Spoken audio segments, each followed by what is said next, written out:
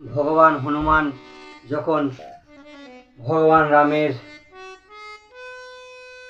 আদেশে ওই লঙ্কায় গিয়েছিল মা সীতাকে দেখতে, কোথায় আছে মা সীতা, কিভাবে আছে, ভগবান হনুমান চলে গেলেন ওই লঙ্কাতে ভগবান রামের আদেশ পালন করে। আর গিয়ে কি দেখলেন যে মা সীতা অনেক দুঃখে আছে, কষ্টে আছে। তাই কি করলেন, ভগবান হনুমান মা সীতাকে বললেন যে আমি ভগবান রামের সেবক, ভক্ত বলেনি, সেবক বলেছি, অহংকার করেনি।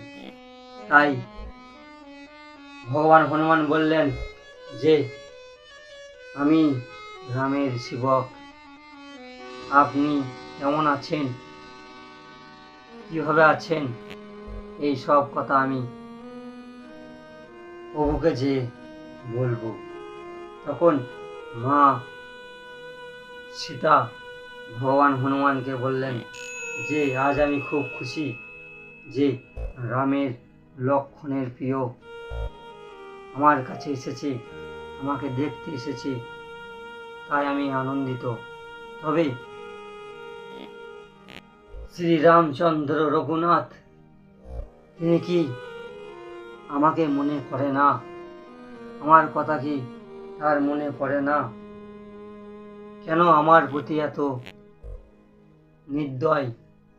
এইসব কথা যখন বলছিলেন মা সীতা, তখন মা সীতার চোখে জল টলমল করছিল।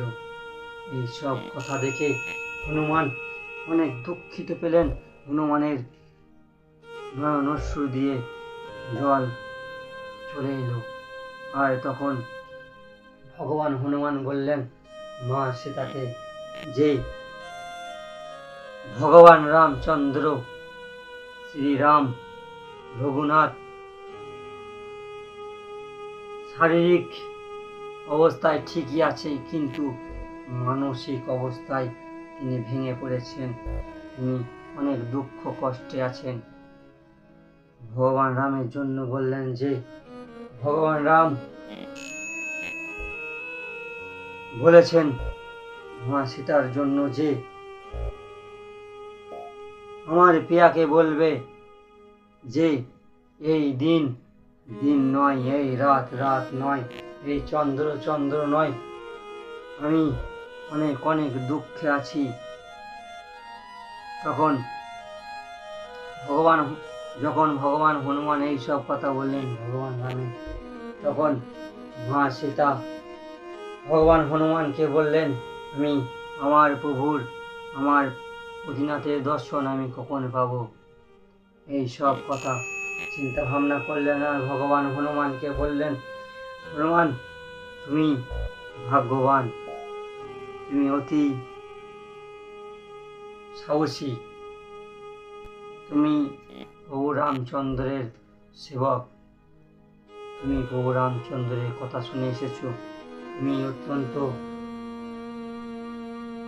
বুদ্ধিমান। ভগবান হনুমানকে মা সীতা অনেক অনেক কিছু কথা বললেন, কারণ মা সীতা হনুমানকে নিজের পুত্র রূপে দেখে নিজের দুঃখ কষ্ট বর্ণনা করেছেন। ওই দৈত্যাসুর রাবণকে কিভাবে বধ করা যায়, কিভাবে অসফল করা যায়, সেই সব কথা চিন্তা ভাবনা করে ভগবান হনুমান মা সীতাকে আশ্রয় দিয়ে, মা সীতাকে আনন্দিত করে, মা সীতাকে অনেক খুশি করে ভগবান হনুমান ভগবান রামের কাছে চলে গিয়েছিল। এইভাবেই ভগবান রামের সব কিছু কথা ভগবান হনুমান মা সীতাকে বলেছিলেন, মা সীতার কাছে এইসব কথা শুনিয়েছিলেন। মা সীতার সংবাদ ভগবান হনুমান ভগবান রামকে এসে বলেছিলেন। এইভাবেই ভগবান রামের, ভগবান হনুমানের পুনরায় মিলন হয়েছিল লঙ্কা থেকে ফিরে আসার পর। ভগবান হনুমানের জয় জয়কার করেছিল হনুমানরা। ভগবান রামের তো হনুমানরা জয় জয়কার করে, সমস্ত মানুষ জয় শ্রীরাম করে ভগবান রামের নাম ধ্বনি করে। এই কলিযুগের মানুষরা ভগবান শ্রীরামের নাম শুনলে খেপে যায়। জয় শ্রীরাম নাম শুনলে অনেক অনেক হিন্দুর মানুষ, অনেক অনেক সনাতনী মানুষও রেগে যায়। অন্য ধর্মের মানুষ তো রেগে যায়, কিন্তু অনেক অনেক আমাদের সনাতন ধর্মের মানুষ আছে জয় শ্রীরাম বলে রেগে যায়। কারণ সনাতন ধর্মে আমাদের স্বয়ং রামচন্দ্র ভগবান পিতা মাতার কথা শুনে 14 বছরের জন্য বনবাসে গেছে, তার জন্য ভগবান রামের